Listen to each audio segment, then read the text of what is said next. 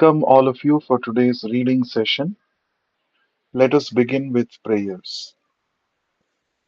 Nama Om Vishnu Padaya Krishna Preshthaya Bhutale Srimate Bhakti Vedanta Swamin Niti Namine Namaste Saraswate Deve Gauravani Pracharine Nirvishesha Shunyavadi Paschatya Deshatarine Namo Mahavadanyaya Krishna Prema Pradayate Krishnaya Krishna Chaitanya Namne Gauratvishe Namaha Jaya Shri Krishna Chaitanya Prabhu Nityananda Shri Advaita Gadadhara Srivasadi Gaura Bhakta Vrinda Hare Krishna Krishna Krishna Hare Hare Hare Rama Rama Rama Hare Hare. We shall be reading from the book Teachings of Lord Chaitanya by His Divine Grace Vishwaguru Abhay Charanaravinda Bhakti Vedanta Swami Srila Prabhupada. I request you to please hear attentively. Towards the end of the session, we shall be having a short quiz. Chapter 15, entitled Explanation of the ātmārāma verse in Srimad Bhāgavatam. Lord Chaitanya next explained a very famous verse known as the ātmārāma verse, which appears in Srimad Bhagavatam as follows. Ātmārāmascha munayo nirgrantha apyurukrame kurvantyahitu bhaktim itham bhuta guno harihi. This verse indicates that those who are liberated souls and are fully self-realized, self-satisfied, will eventually become devotees of the Lord. This injunction is especially meant for the impersonalists, for the impersonalists have no information of the Supreme Personality of Godhead. They try to remain satisfied with the impersonal Brahman, but Krishna is so attractive and so strong that he attracts their minds. This is the purport of this verse. This verse had been previously explained to a great Vedantist known as Sarvabhauma Bhattacharya. After taking lessons from Lord Chaitanya, Sanatana Goswami referred to this incident and prayed to the Lord to again explain the ātmārāma verse. Kaviraj Goswami, the author of Chaitanya Charitamrita, appreciating the Lord's explanation of the ātmārāma verse, has also glorified Lord Chaitanya in his prayers. Falling flat at the feet of Lord Chaitanya, Sanatana Goswami requested him to explain the verse as he had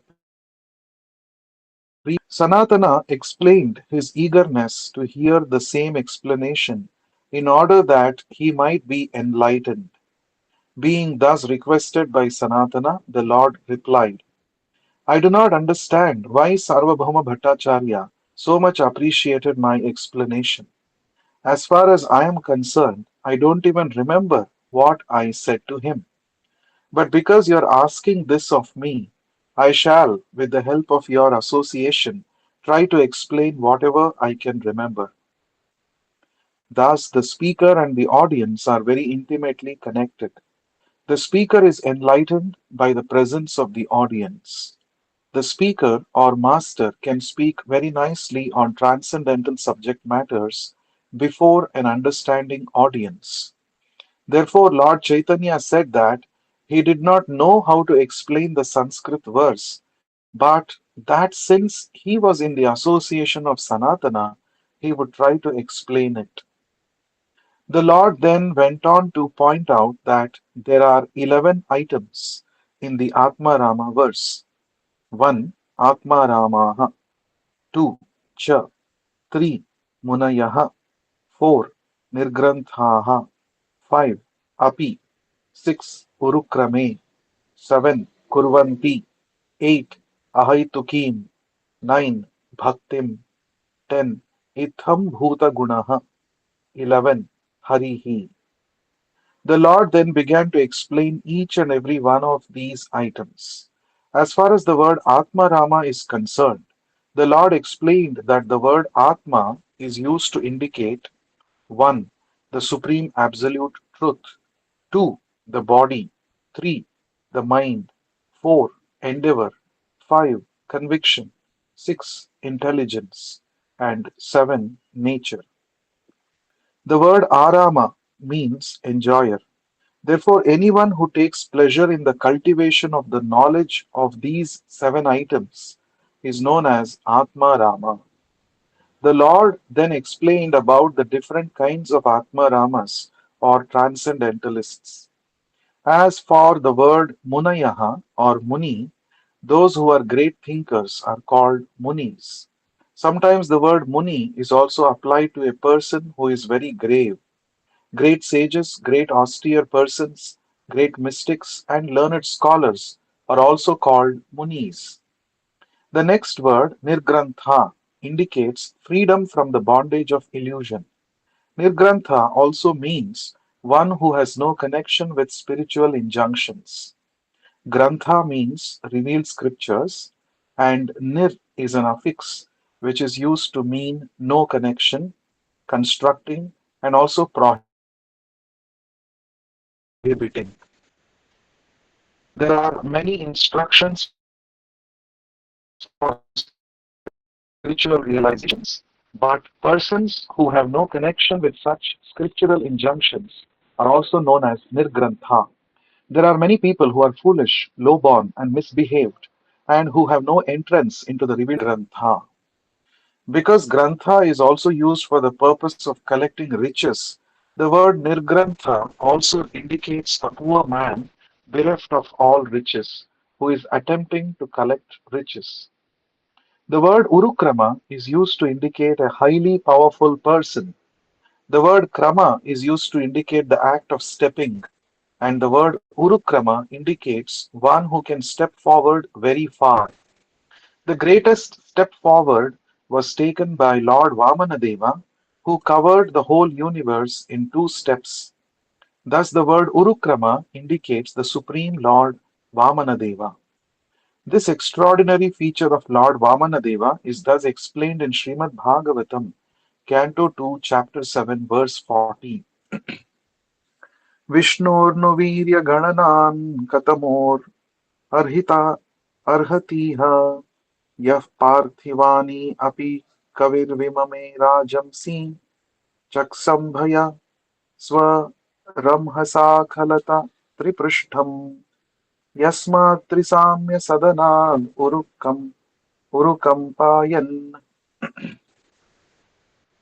urukampayanam. No one can estimate the inconceivable potencies of Lord Vishnu. Even if one can count the number of atomic combinations in this material world, he still cannot count the different energies of the Supreme Lord. As Vamanadeva, the Lord was so powerful that simply by stepping forward, he covered the whole universe from Brahmaloka down to Patalaloka. The inconceivable energies of the Lord are spread throughout the creation. He is all pervading, and by his energy, he sustains all planetary systems. Yet, through his pleasure potency, he remains situated in his personal abode, known as Goloka.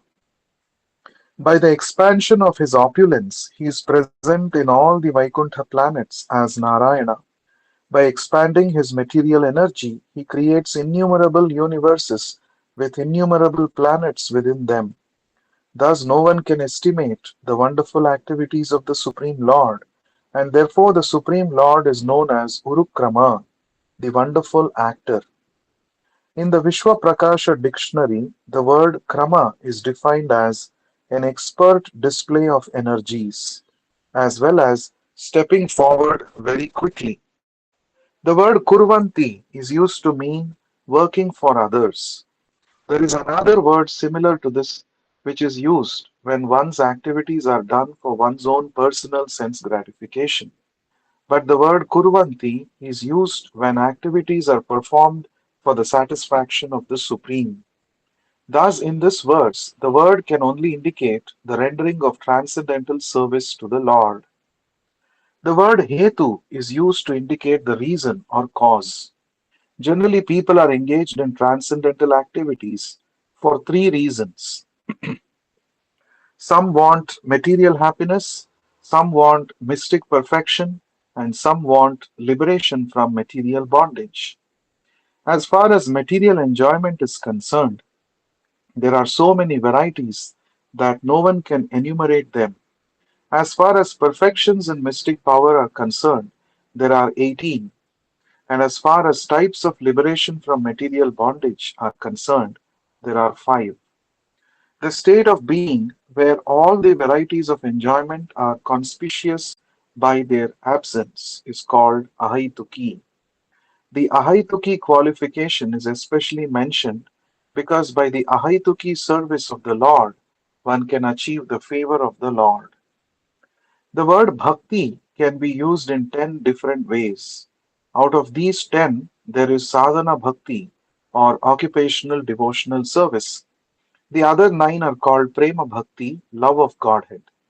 Those who are situated in the neutral position attain perfection up to love of Godhead. Similarly, those who are situated in the relationship of master and servant attain love of Godhead to the stage of attachment. Those who are related in friendship attain love of God to the point of fraternity. Those who are in love with God as his parents are elevated to the point of transcendental emotion.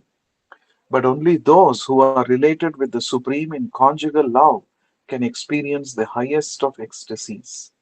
Thus, there are different meanings for the word bhakti. The Lord next explained the different meanings of itham bhuta guna. Itham bhuta indicates fully transcendental pleasure, before which the transcendental pleasure known as Brahmananda becomes like a straw. In the Hari Bhakti Sudhodaya, chapter 14, verse 36, a devotee says, Tvat sakshat karanahlada vishuddhabhi stitasya me sukhani ghoshpadayante brahmanyapi jagadguru. My Lord, O Supreme, simply by understanding you or seeing you, the pleasure which we derive is so great that the pleasure of Brahmananda becomes insignificant. In other words, the pleasure derived by understanding Krishna as he is, as the all attractive reservoir of all pleasures and the reservoir of all pleasure giving tastes, with all transcendental qualifications, attracts one to become his devotee. By virtue of such attraction, one can give up fruitive activities and all endeavors for liberation, and can even abandon the intense desire to achieve success in yoga mystic power. The attraction of Krishna is so intense that one can lose respect for all other means of self realization and simply surrender unto the Supreme Personality of Godhead. The Lord also explained the word guna in all its different meanings. Guna indicates the unlimited transcendental qualities of Krishna, primarily his Satchidananda form. In his transcendental blissful knowledge and eternity, he is fully perfect, and his perfection is increased when he is controlled by the attention of his devotee. God is so kind and merciful that he can give himself in exchange for the devotional service of the devotee. His transcendental qualities are such that the perfection of his beauty, his perfect reciprocation of love between himself and his devotees, and the flavor of his transcendental qualities attract different kinds of transcendentalists and liberated souls. For example, he attracted the mind of Sanaka Kumara simply by the aroma emanating from the flowers offered to him. The mind of Shukadev Goswami was attracted by the transcendental pastimes of Lord Krishna, and the minds of the damsels of Vrindavan were attracted by his personal beauty. Rukmini's attention was attracted by his bodily features and transcendental qualities, and the mind of the goddess of fortune was attracted by his flute playing and other transcendental features. Lord Krishna attracts the minds of all young girls and elderly ladies by his childlike activities. He also attracts the minds of his friends by his friendly activities. When he appeared in Vrindavan, he even attracted the birds, beasts, trees, and plants.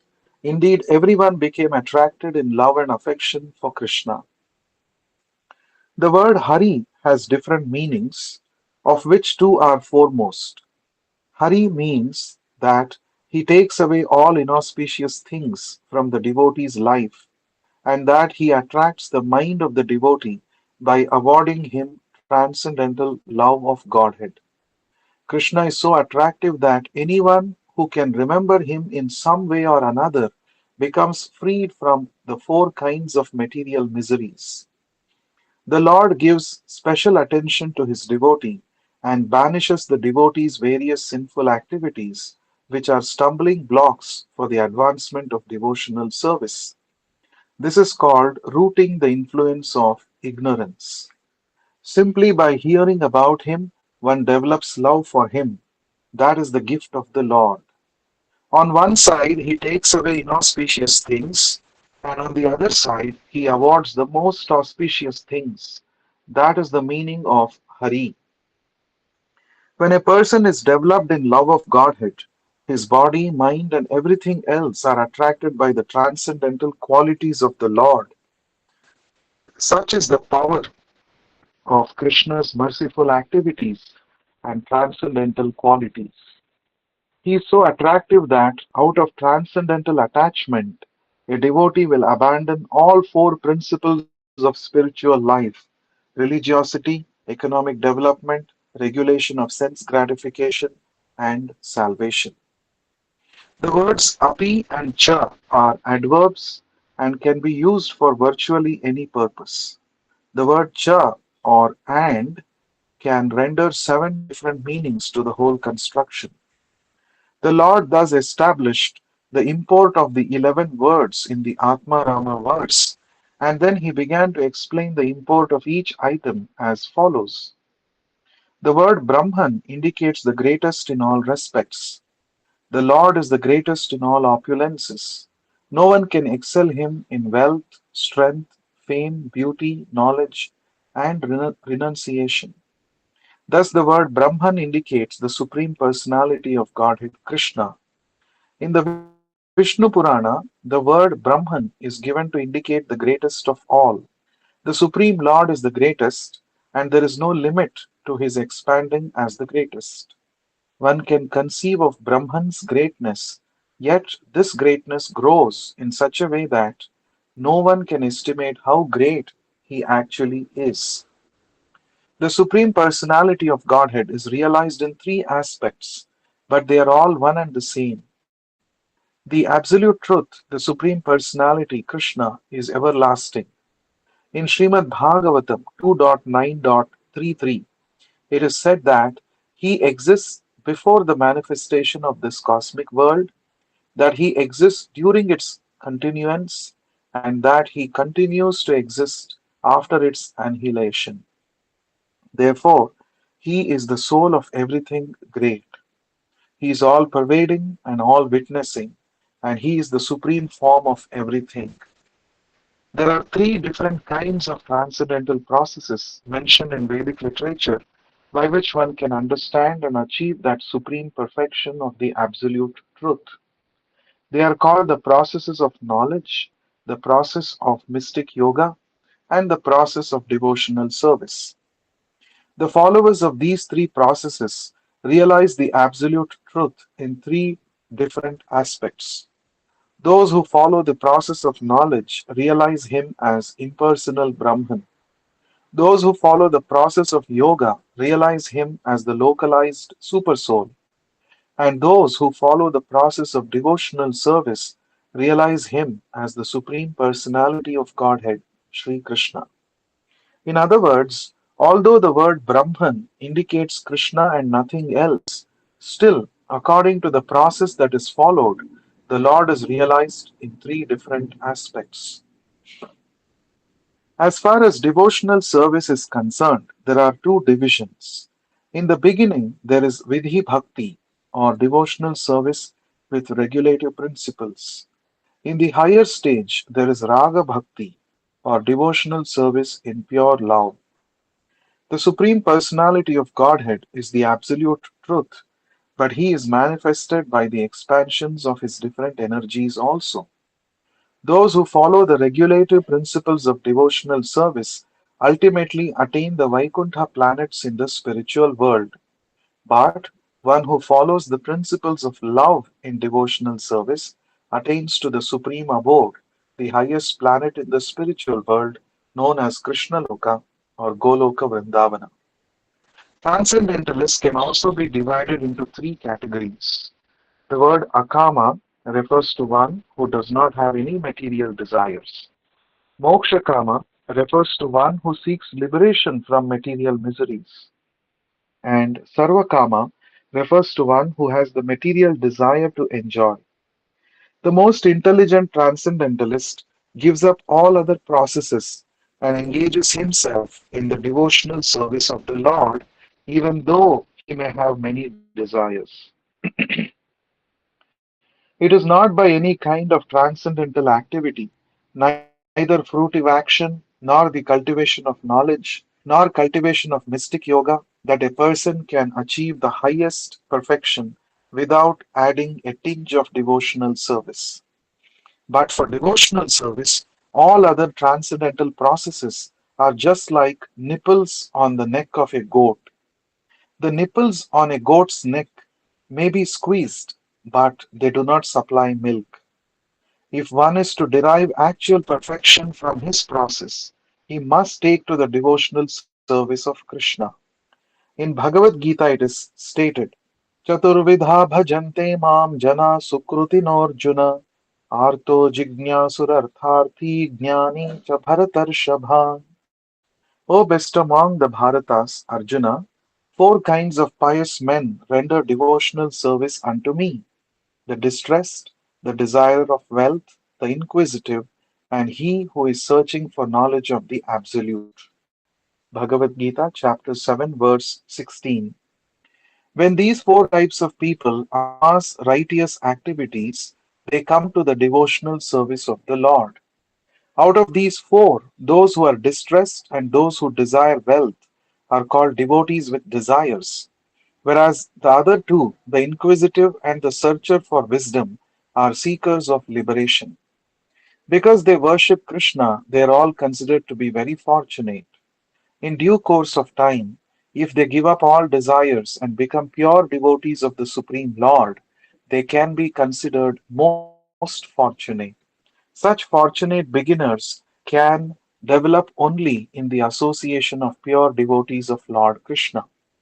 When one associates with pure devotees, he becomes a pure devotee himself.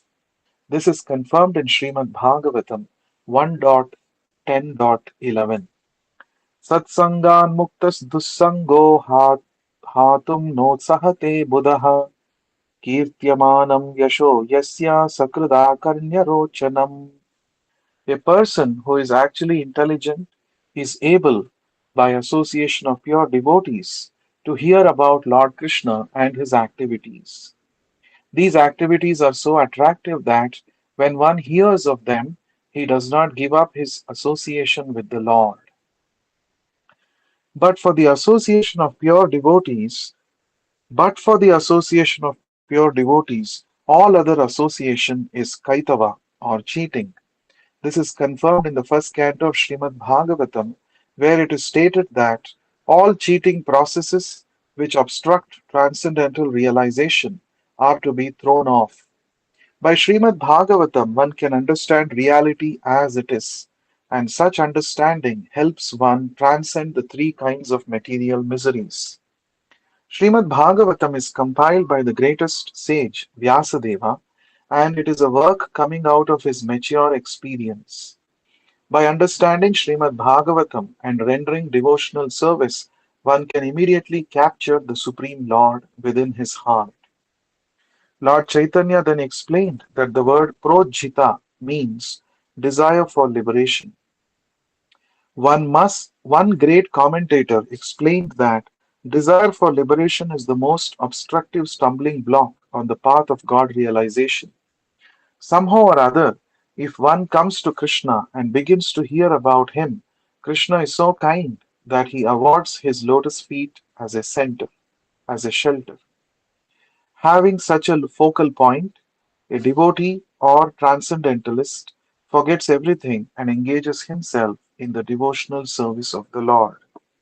When one comes to the Lord in devotional service or in full Krishna consciousness, the reward is the Supreme Lord, Supreme Himself. Once engaged for the Supreme, one no longer asks for anything, as do the distressed man and he who desires material possessions.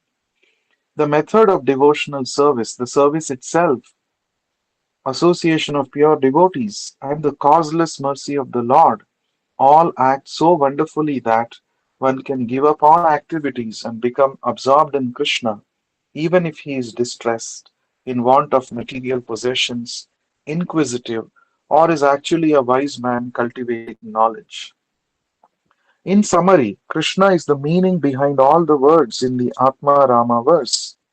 Up to this point, Lord Chaitanya spoke only of the introduction to the ātmārāma verse. Next, he explains its real position.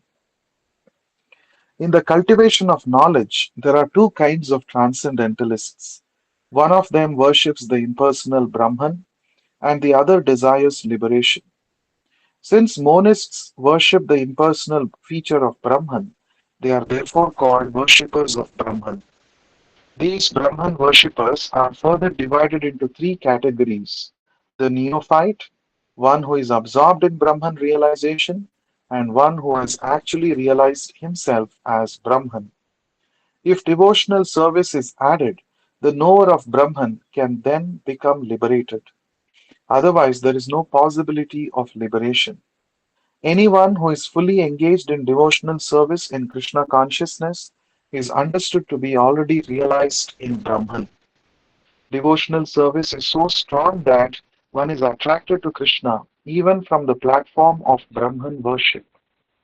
The Lord awards the devotee the perfection of a spiritual body, and he eternally engages in the transcendental service of Krishna. It is when the devotee understands and becomes attracted by Krishna's transcendental qualities that he wholeheartedly engages in devotional service.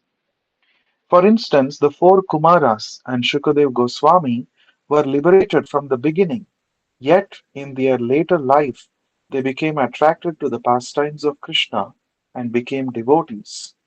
Sanaka Kumara was attracted by the aroma of the flowers offered to Krishna, and the other Kumaras were attracted by the transcendental qualities of the Lord and thus engaged in his devotional service.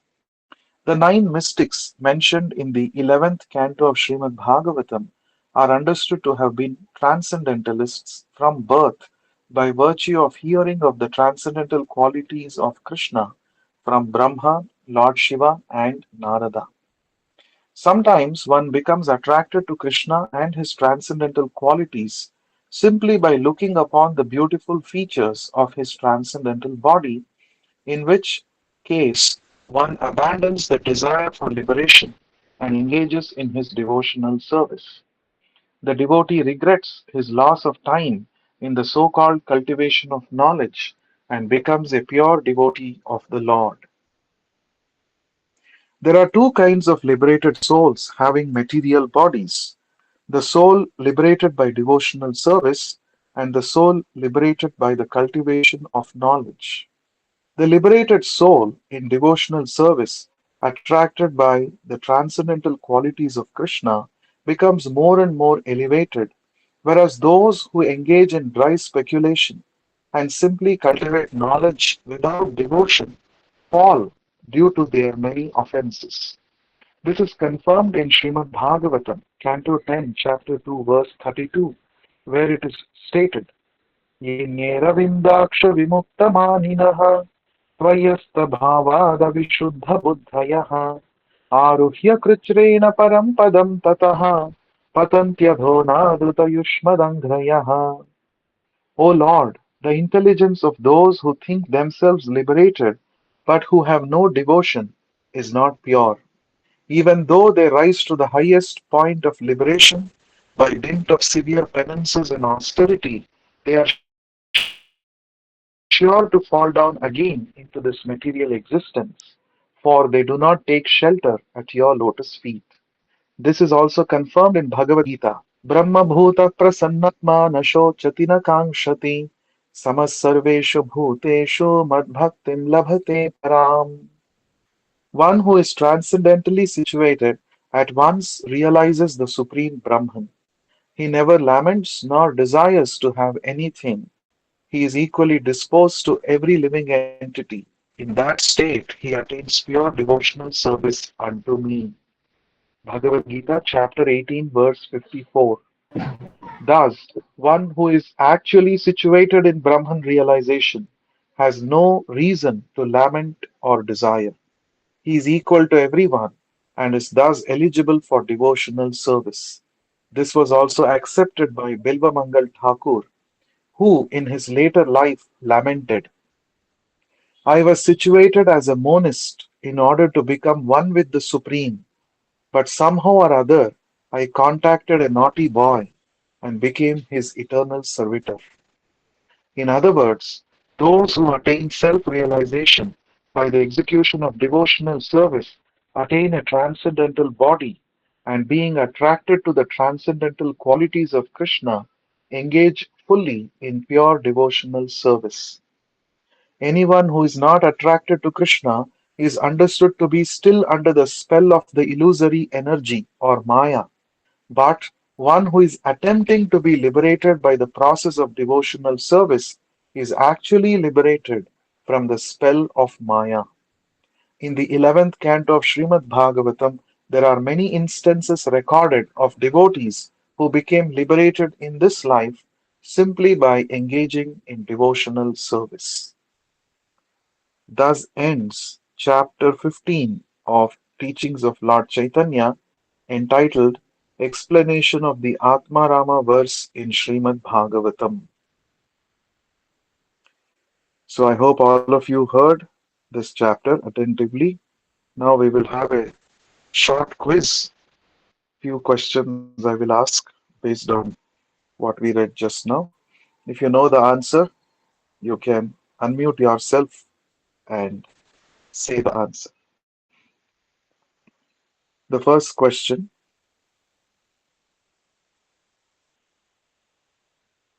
in which scripture does the famous ātmārāma verse appear? Srimad Bhagavatam, Srimad Prabhu. Bhagavatam. Yes, Srimad Bhagavatam is the right answer. Second question, who explained ātmārāma verse in 64 different ways? It was Lord Chaitanya, Prabhu. Yes, Lord Chaitanya Mahaprabhu is the right answer. Whom did Chaitanya Mahaprabhu initially explain ātmārāma verse in 64 different ways? Sarvabhauma Sarvabhauma Bhatta. Bhattacharya, Prabhu. Sarvabhauma Bhattacharya. Yes, Sarvabhauma Bhattacharya. And secondly, he explained to Sanatana Goswami much later. Okay, the next question is, what is the meaning of the word ātmārāma? Anyone who takes pleasure in the cultivation of knowledge of these items, there are 7 items. So that is the Atmaram. Okay, any other answer? That is right. The Supreme But Enjoyer, Prabhu. In Who one sentence, Supreme Enjoyer. no, Supreme Enjoyer. Self-sufficient. No.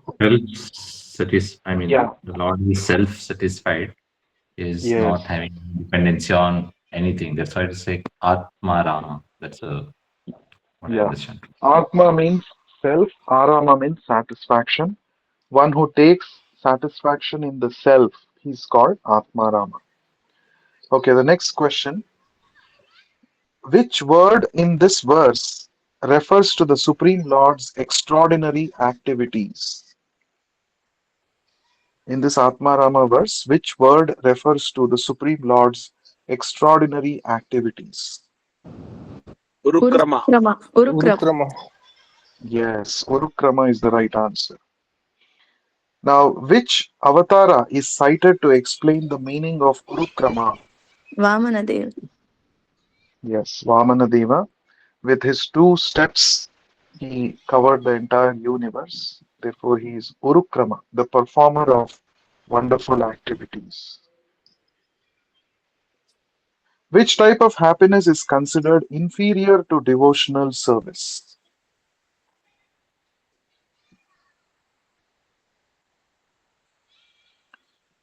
The answer is Liberation. Brahmananda. Brahmananda. Liberation. Mananda. Yes. Brahmananda means the pleasure derived by impersonalists by merging into Brahma Jyoti. Now that is considered to be a drop in front of the ocean of pleasure that is experienced by a devotee by rendering devotional service. Okay, so thank you very much for participating. We shall meet again in the next session and continue our reading. Sri Chaitanya Mahaprabhu ki jai, Srila Jai. Sanatana Goswami Prabhupada ki Jai. jai, Jai. Vishwa Guru Srila Prabhupada ki jai. Jai. Hare Krishna. Hare Krishna. Hare Krishna. Hare Krishna, Prabhu.